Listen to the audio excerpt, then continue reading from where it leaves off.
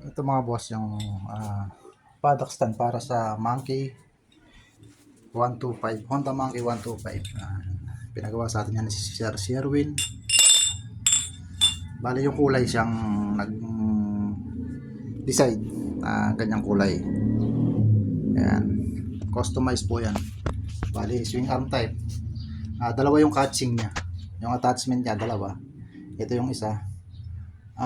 Ito para dun sa nut sa shock absorber sa rear. Ito yung papasok sa loob. Ito naman sa swing arm. So dalawang attachment ang ginawa natin para mas okay. Adjustable naman to. Medyo nilaparang ko na siya ng konti. Adjustable naman.